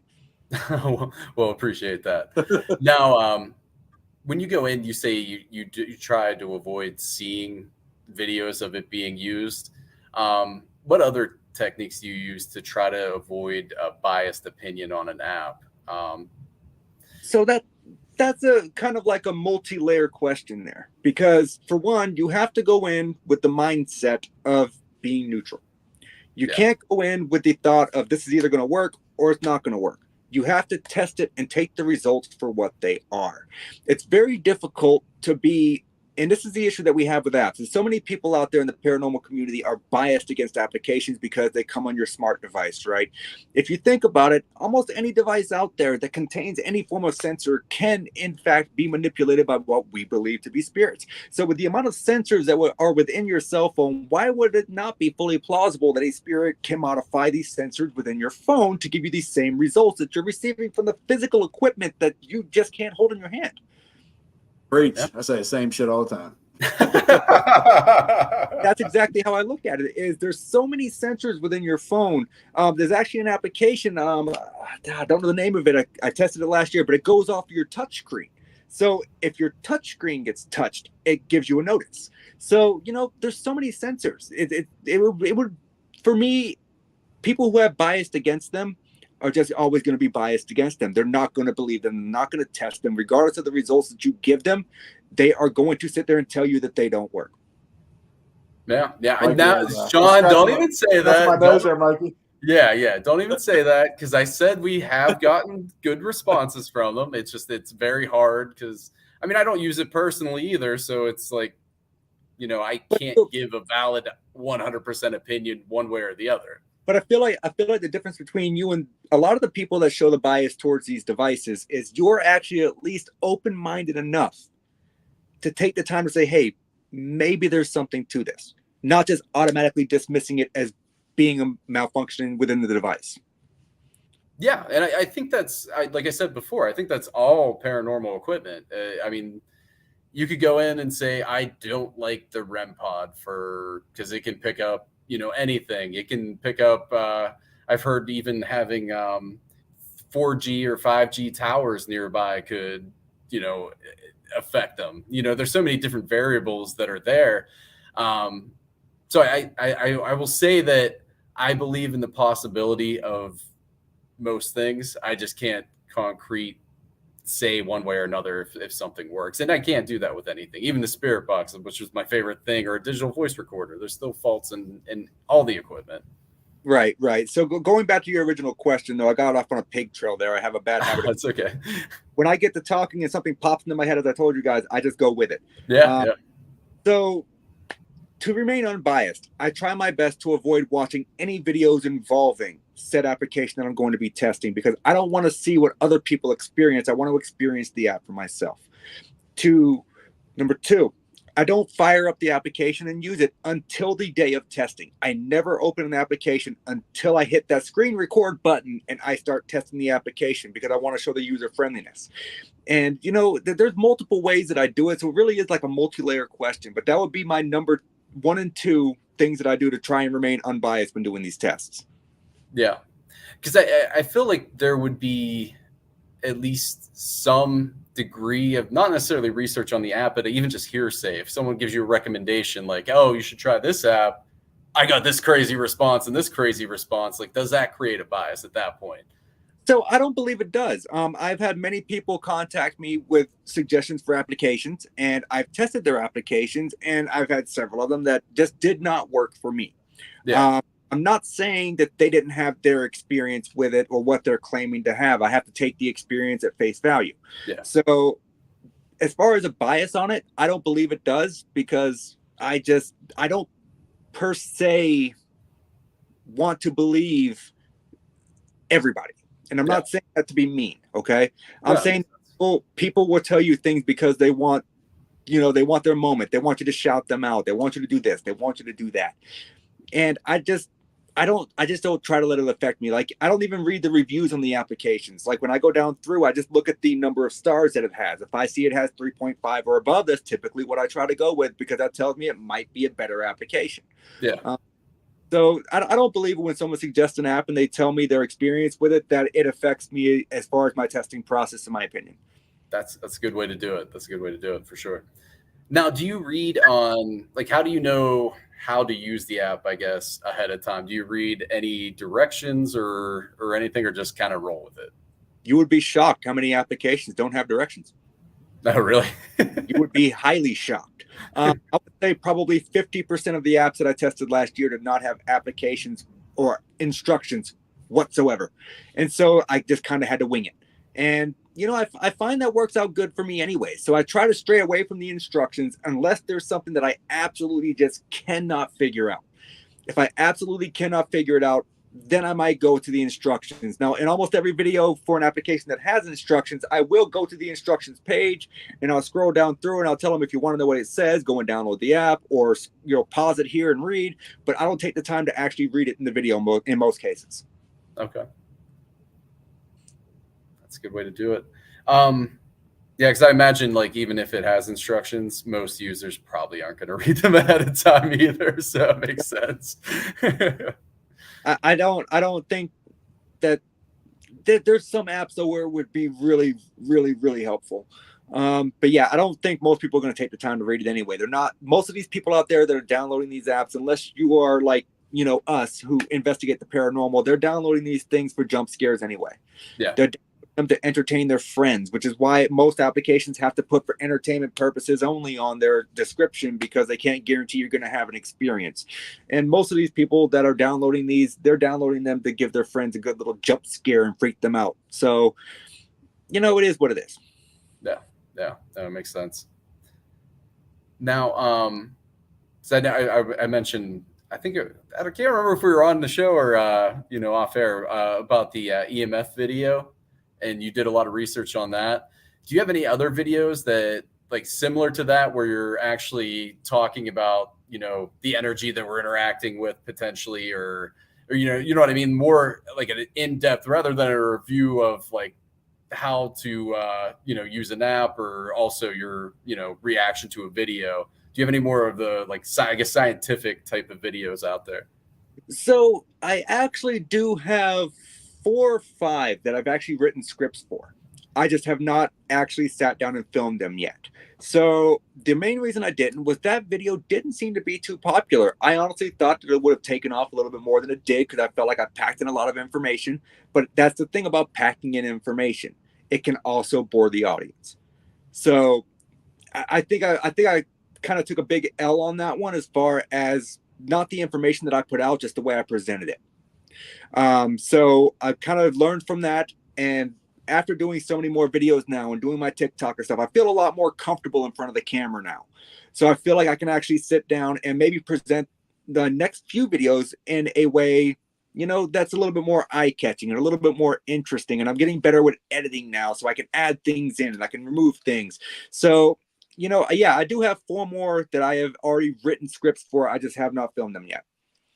Well, I'm looking forward to them, because I'm probably actually going to finish that video after we're done here, because I was definitely tuned in. That's more my speed, is the stuff that people are going to get bored from. That's probably why they get bored from my documentary so much, because I also, you know, get a little nerdy. So What's wrong with that, though? I mean, yeah. it's one of those things, you know, understand what you're talking about, understand what you're dealing with.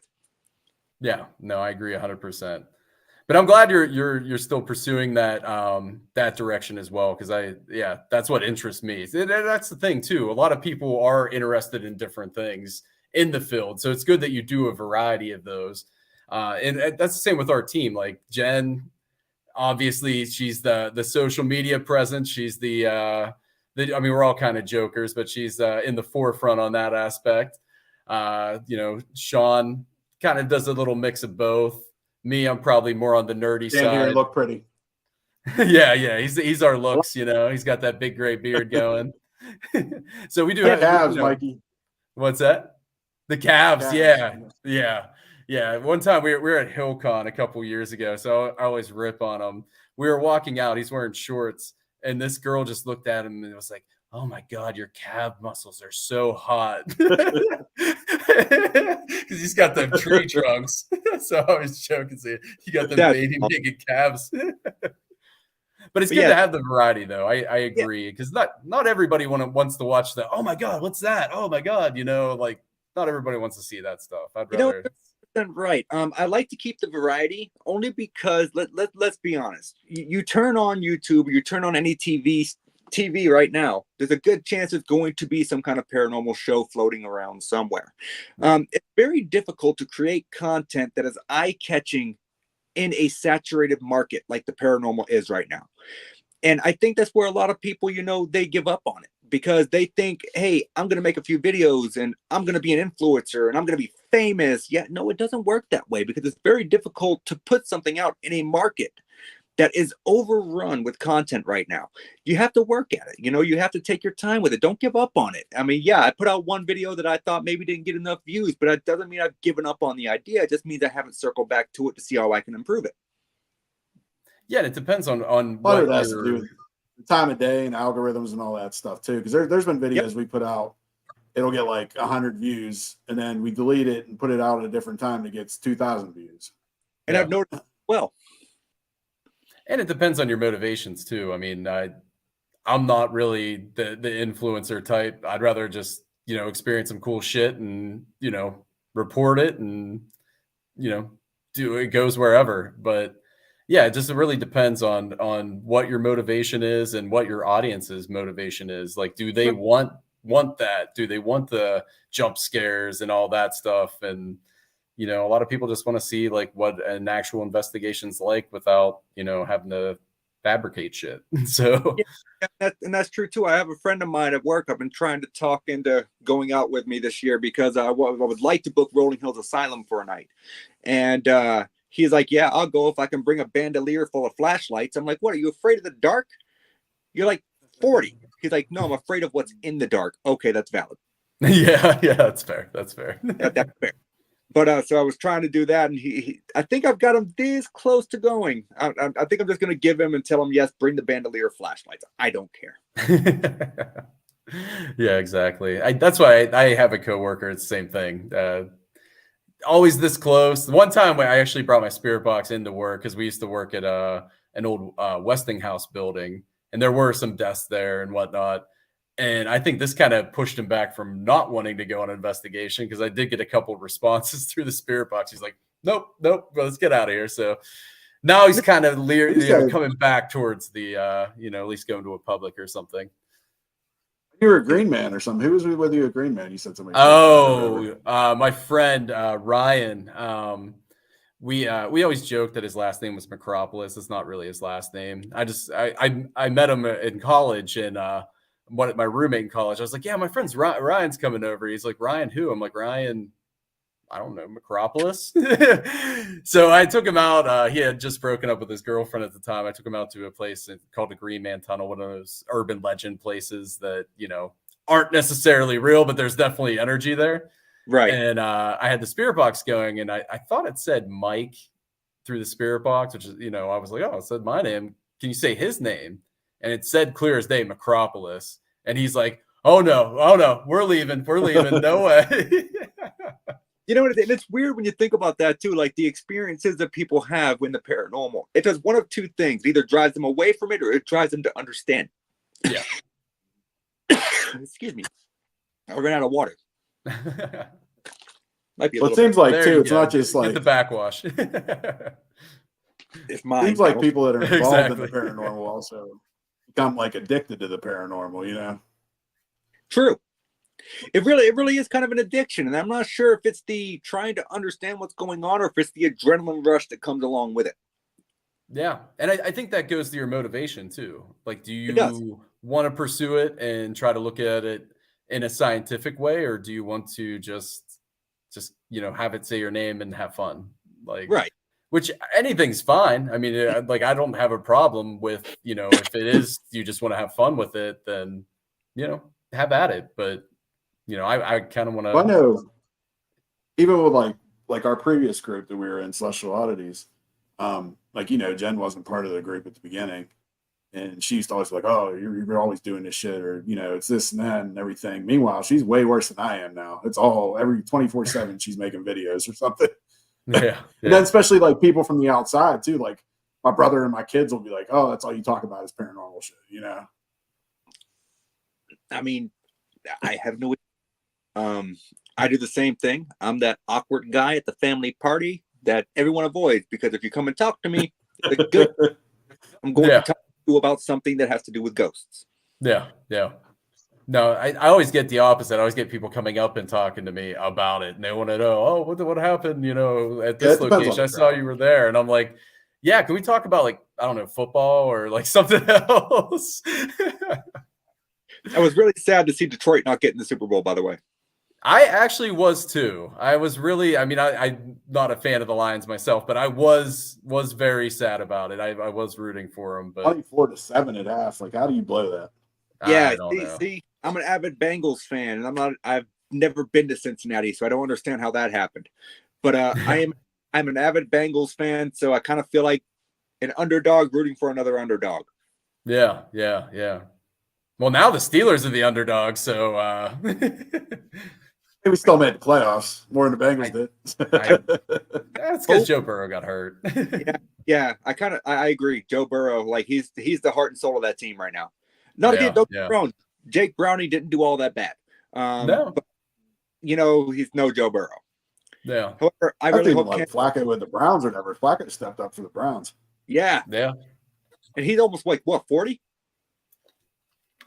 Something I like think that. so. I think like 39. Yeah, he's like 39 or 40. Yeah, so I'm really hoping that Kansas City loses, though, not because I just like Kansas City. I just like Taylor Swift.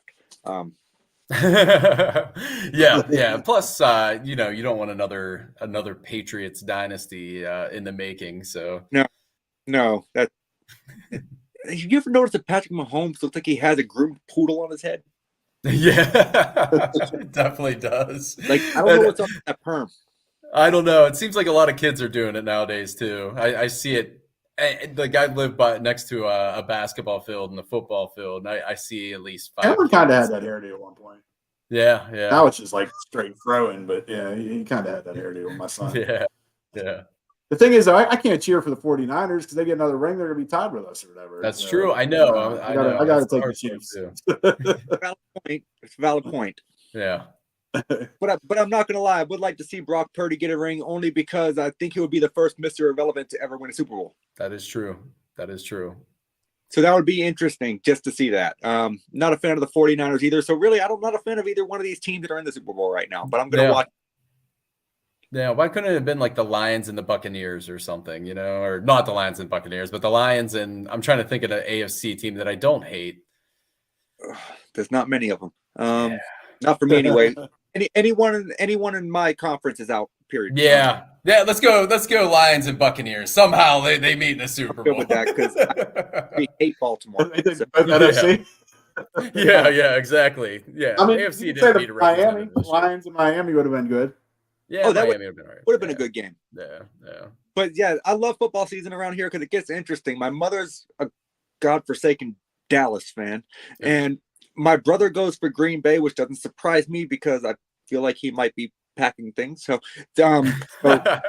my brother goes for Green Bay. My father's a Patriots fan. My sister is a Steelers fan only because I'm a Bengals fan and she wanted to annoy me. Nice. So yeah, it gets fun around here.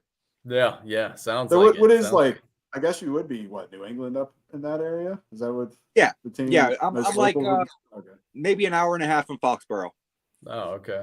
Nice. I actually went to the stadium last year just to send pictures to my father because he's never been. Just rub it in. That's pretty literally what I did. I just rub it in. Yep. Then you're like, I'm getting out of this place. This sucks. It felt very awkward. Yeah.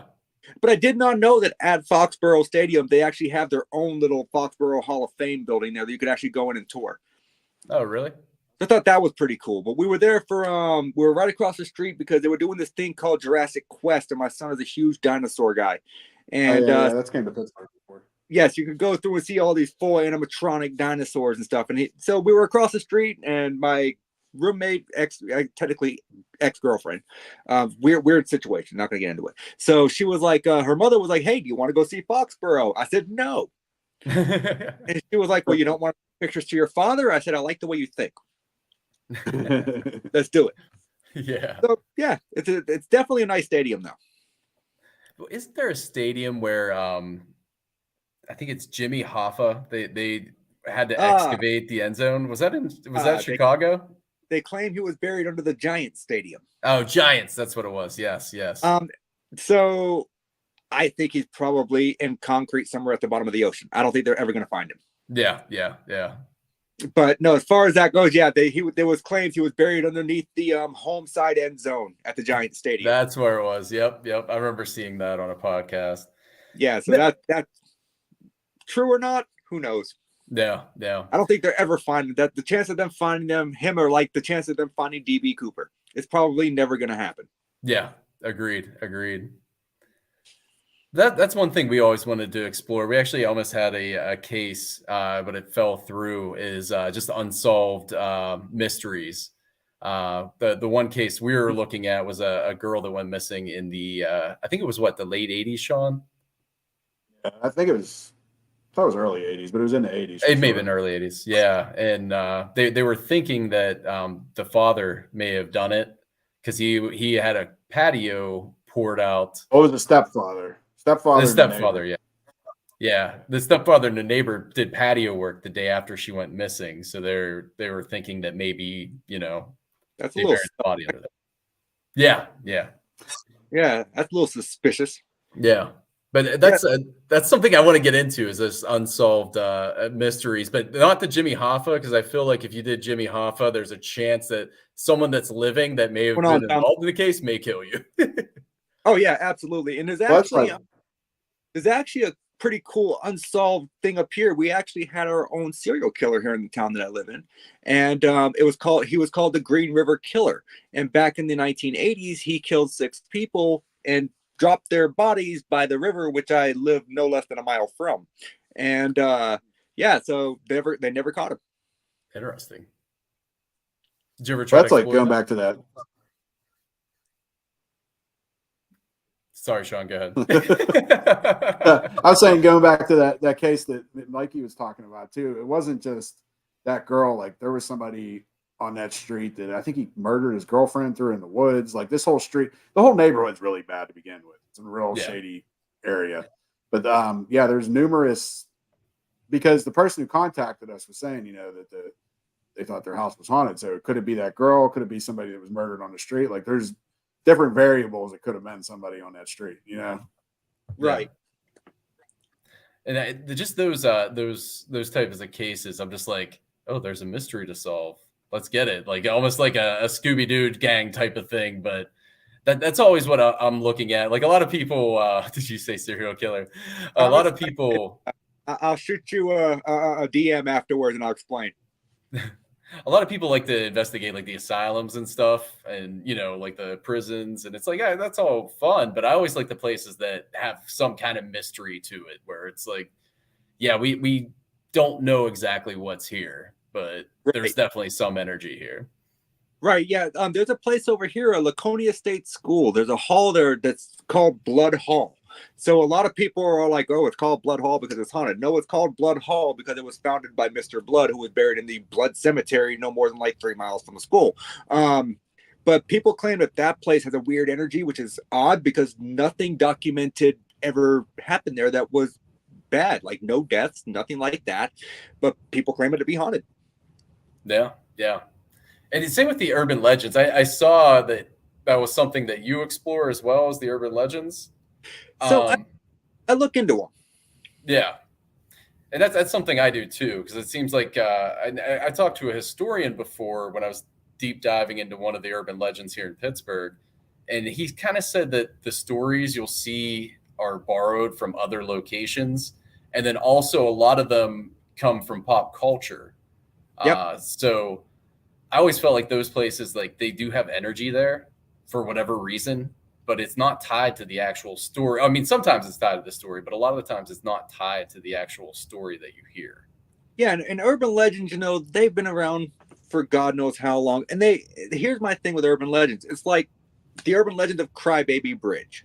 Okay? Every state has one.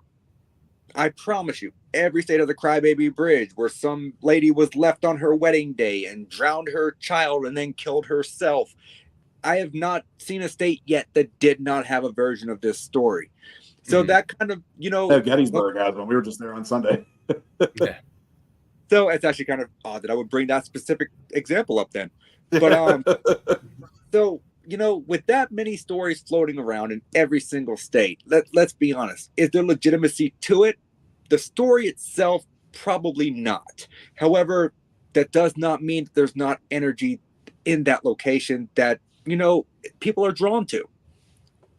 Yeah, exactly. I mean, I always give the example of the Green Man Tunnel. Sorry, Sean, go ahead. Do you think like it could actually go the opposite way too? Now everybody's like, oh, this house had 5 murders and it's haunted. Could it be this house had 5 murders and it's not haunted? Because no one ever says that. Oh, yeah. So I can tell you right now, Alton, New Hampshire, my roommate's aunt lives across the street from a farmhouse where there was a double murder suicide. And the people who own the house now say they've lived there for almost 9 years and have never experienced anything. So, you know what? Whether or not they just don't believe in ghosts, or you know what? Maybe there's not actually a haunting there. But you would think in that particular scenario, based off of our knowledge of the paranormal and how it works, with that kind of a traumatic event, that it would have left some form of imprint. But in this case, there doesn't seem to be anything there. Yeah, and that might be, like you said, they may not believe and they may not perceive. And I don't think that necessarily you have to believe in ghosts definitively, or spirits or energy or whatever you want to call it. But are you allowing yourself to be open to the possibility that there's something there? And are you Right. going to be looking for the possibility, looking for things that would indicate that there's something there? Right, and that's a valid point too. I mean, let's be honest. Most of us that believe in the paranormal now most likely had an interest in it, but weren't sold on it until something actually happened to us that made us like, okay, that's not right. What the hell is going on? And so we start looking into it, and then you just get kind of hooked into it, and you never leave it. Like it's a roller coaster, and I love it. Yeah, no, I agree. Sean, I'm assuming we're gonna have to end pretty soon because the video's dropping. I'm assuming at 9. Dogs are getting riled up too because Jen's like coming in right now. She's walking in the door right now. Oh, well, I didn't mean to keep They're all y'all so. standing. No worries. No, it was Not at great. It all. was great. Oh, But do you have anything that outside of the YouTube videos or anything else that you're working on? Any projects? As a matter of fact, yeah, I actually will be going to Wilson Castle in September. I've not been. It's a bucket list location for me. So I'm going to Wilson Castle with actually Thomas Gormley and I can't remember the other lady's name, like Larissa, I believe. And the day after that, I'm driving to the other side of Massachusetts to go and investigate the USS Salem. So Nice. I'm really intrigued on that because I've done the USS Constitution. So I am curious as to how the acoustics work compared from a wooden ship to a metal ship. So I've been told that oddly, metal ships, you won't hear the noises from the other, well, I guess they will call them bulkheads or whatever they call them, like the separations. Yeah. But apparently the noise there, the contamination is going to be very minimal. So I'm really curious to know how that works because in the line of work that I do, working in bridges, I know how sound reverberates off of steel. Yeah. It doesn't make any sense as to why that place would not have hell with acoustics. Yeah, and I'm wondering if do you think it's the thickness of the steel or? And you know what? And that's very possible. I can tell you that, from working in the line of work that I do, we're currently working on a bridge that has 4.5-inch thick steel. And when you're walking by these boxes, you can hear people talking inside, even though they're talking like at a very low whisper. You can hear it. Yeah. So I'm not sure if it's the thickness of the steel or if it's the way it's constructed with how they have the diaphragms, which would be your ballast plate or the holding plate with the hole in it. Maybe it's the way that's constructed, just kind of confining the space per se. Maybe also differences in the heat treatment back when they developed that compared to what the steel that's used today. And that's very possible too. It does completely depend on the type of steel being used because you know what? There's multiple kinds. Weathering steel, I've noticed, doesn't really seem to reverberate sound all that well. And I think it's because of the coating that's put on it to make it weathering. So, the way it's treated very well could be. Interesting. Well, I'm hoping to see some videos from those trips. I'm sure you'll get some good stuff. I'm hoping. Get a strobe light going, in the ship. I'm going to bring them, but I'm not sure if everyone there is going to be interested in doing that particular experiment, but I'm hoping I can maybe talk them into it. Yeah, definitely. anything else you want to promote? You know what? I am actually at 20% battery. Ooh, but no, you know what? I think we've about covered it. I got the YouTube stuff going on. I've got my TikTok. If you don't know what I do on TikTok, I find videos on the platform and I dissect them and tell you why they most likely are not paranormal and or blatant fakes. That is like my bread and butter content. That's what I love to do because I am an avid debunker. It's my thing. But, I got the applications test on YouTube. I've got the 2 events going on. And by the way, those 2 events, the Wilson Castle and the USS Salem, are public events, so you can buy tickets. Now, as far as the USS Salem goes, those tickets are very limited because we're doing teams of, I think, 10 people apiece. And I am co-running one of those 2 teams. So you would have an opportunity to come and investigate with me on a personal level if you purchase tickets for my group. So there's that to look forward to. But I'm just taking this year, and I'm hoping it's going to be good. I'm really hoping to make it out to the Gettysburg Bash this year. I've missed it the last two. Great event, and I really want to go. I've never been to Gettysburg, so that place I'm really hoping to get out to the Bash this year. Make sure you stop by and see us if we come out. Oh yeah. I saw a post earlier that you guys were going, so if I make it out there, don't worry, I'll be hitting you up because I definitely want to be able to shake your hand. Awesome, for sure. Definitely. Well, Sean. All right. Well, everybody that's watching, 5 minutes, we're going to be playing that YouTube video, so I'll end it here with the little clip I showed earlier, and I appreciate you coming on, Nathaniel. Thank you, guys. Thank you so much. I greatly appreciate it, and I love the conversation. Yeah, for sure. Hopefully we see you at the Bash. Yes, sir.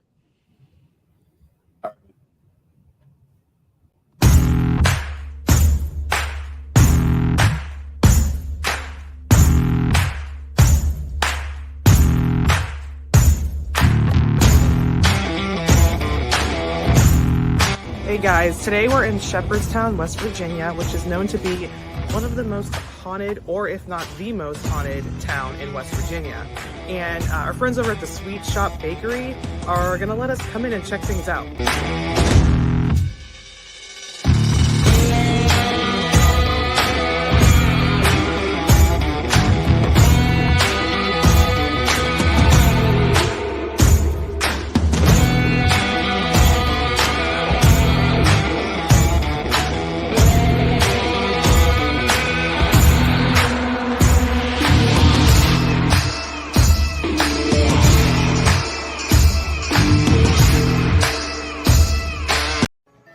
Thanks for watching, and don't forget, you can find us here, and here, and here. Don't forget, everybody needs a little bump in the night.